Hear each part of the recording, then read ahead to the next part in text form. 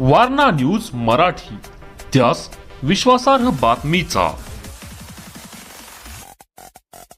प्रतिवर्षाप्रमाणे चैत्र यात्रेनिमित्त बोरपाडळे येथील सुमारे 50 ते 60 भाविकांनी यंदाही पारंपरिक पायी वारी करत श्री ज्योतिबा यांचे दर्शन घेतले।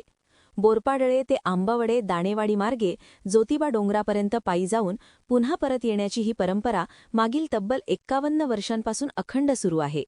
या एकदिवसीय पायी देवदर्शन यात्रेदरम्यान अनेक भाविक व स्थानिक नागरिकांनी सेवाभावी वृत्ती जपत यात्रेकरूंना विविध स्वरूपात मदत केली।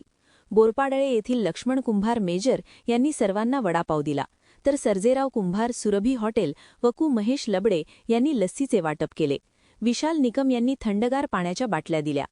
पुढे आंबवडे येथे सौ सुवर्णा संभाजी आंबेकर यांच्या परिवाराकडून दरवर्षीप्रमाणे लिंबू सरबताची सेवा देण्यात आली।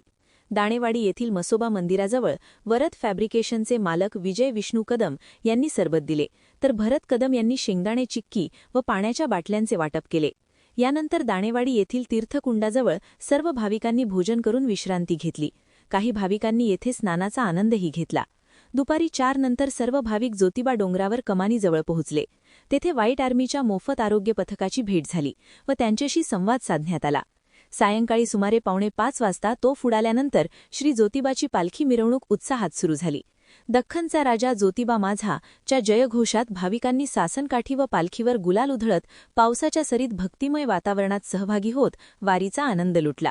या पायीवारीत रामकाका जोशी, मारुती कुंभार, रवी लोकरे, अशोक पाटील AY, KP निकम, सुजित खडके, संदीप कुंभार, सौरभ निकम, शशिकांत चिले पैजारवाडी यांचा अनेक जुने व नवीन तरुण भाविक मोठ्या उत्साहात सहभागी झाले। ही अखंड परंपरा जपत भाविकांनी श्रद्धा, सेवा व एकतेचा सुंदर संदेश दिला। And press the bell icon. Never miss an update.